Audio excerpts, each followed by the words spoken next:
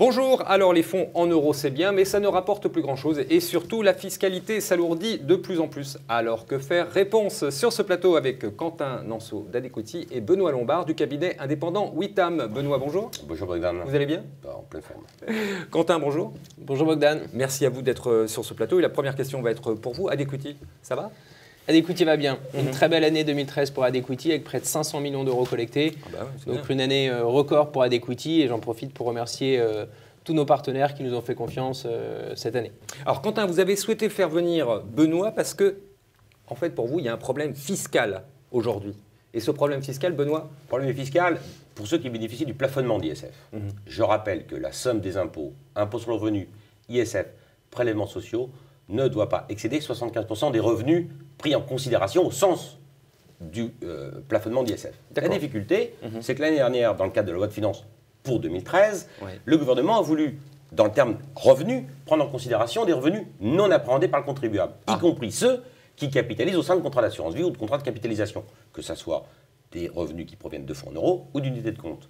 Le Conseil constitutionnel, saisi à cette occasion, a censuré le 29 décembre 2012 cette mesure. Tout se passe bien, sauf que le 14 juin 2013, un peu d'historique, 3 jours avant la date limite de dépôt des déclarations d'ISF, la doctrine administrative a intégré dans le terme de l'équation revenu les revenus qui proviennent des fonds en euros des contrats d'assurance vie. Ah, et c'est là le problème. Grosse difficulté, à tel point que l'administration fiscale a estimé qu'il fallait que le contribuable avait jusqu'au 15 octobre 2013 pour redéposer des déclarations rectificatives.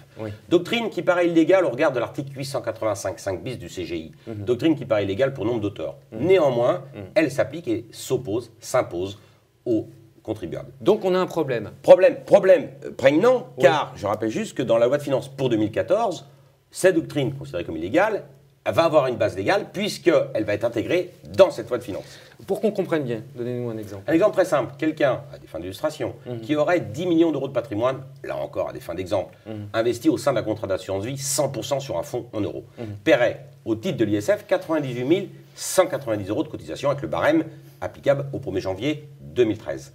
Cette personne-là, si elle était investie 100% en unité de compte, eh bien, elle verrait sa cotisation d'ISF réduite à néant.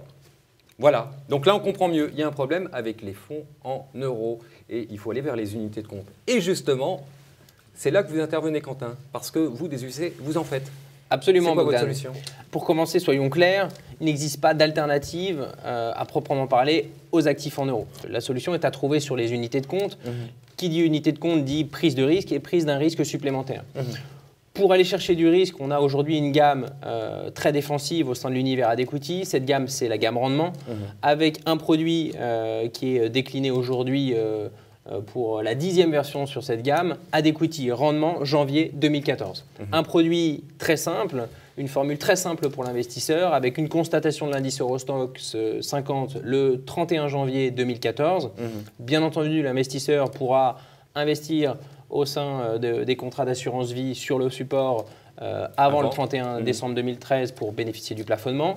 Une bonne visibilité sur un rendement avec une barrière de détachement du coupon qui descend jusqu'à -30 et une barrière de protection du capital à l'échéance qui descend jusqu'à -50. D'accord. Ben, c'est quoi la différence avec les autres versions? La différence, c'est qu'aujourd'hui, compte tenu de l'évolution du marché, cette gamme prend un virage résolument défensif. Alors comment expliquez-nous aujourd'hui? Alors tout simplement avec en contrepartie d'un rendement légèrement plus faible que ce qu'on avait l'habitude de proposer sur cette gamme rendement. Aujourd'hui, 5,5% de rendement qui donc, dans un contrat d'assurance vie, c'est pas mal, propose quasiment 4,5 net. Donc 4,5 net, c'est à peu près 1,5-2% de plus que ce que paieront les actifs en euros. Donc ça c'est bien, on va considérer que 5,5 c'est bien. Absolument. Et donc en contrepartie de ce rendement légèrement plus faible, des niveaux de barrière très défensifs. Donc une barrière de détachement de coupon qui descend jusqu'à -30. -30 sur les niveaux de l'indice actuel, ça nous descend à peu près jusqu'à 2000 points. 2000 points sur les niveaux actuels, c'est à peu près les points bas. Voilà, à peu près les points bas de 2003 et de 2009. Et ensuite, et c'est le plus important parce qu'aujourd'hui, les investisseurs qui sont investis sur des fonds en euros ont une grosse problématique de protection du capital. Et la protection du capital sur Adéquity rendement janvier 2014 descend jusqu'à moins 50. À moins 50, ouais. Moins 50. Ça nous ramènerait à 1500 sur l'indice. Bon, ça aussi, là, on n'a pas vu ça depuis très très longtemps. Moins 50 C'est des cas extrêmes, là. Exactement. On est bien protégé, là, quand même. Exactement. On est bien protégé. Rien n'est impossible, mais moins 50, il y a un risque, ça, on est d'accord. C'est une protection qui est très solide au regard des niveaux de marché actuels. Très bien. Benoît, un petit commentaire. C'est bien, c'est pas bien. 3 commentaires. Première chose, il faut sortir des fonds en euros, effectivement, parce que pour des raisons de rendement. Ça, je vous ai bien suivi, j'ai bien compris. C'est qui est le deuxième point. Puis le troisième point, je voudrais rappeler qu'on ne peut pas intégrer des unités de compte au sein d'un contrat, proposer des unités de compte au sein d'un contrat, si jamais on ne fait pas une analyse exhaustive du patrimoine et des objectifs du souscripteur du contrat. Il faut que le produit puisse correspondre à son adéquation au risque, il faut que le produit corresponde à son appétence au risque, il faut qu'il s'inscrive dans l'horizon de gestion qu'il nous a donné. Et sous ces réserves-là et dans ces conditions-là, effectivement, une diversification sur des unités de compte, telle que celle qui nous a été présentée, nous semble intelligente. Benoît, merci beaucoup pour toutes vos explications. Quentin également. Et Merci, au plaisir Bogdan. de vous retrouver tous les deux sur ce même plateau.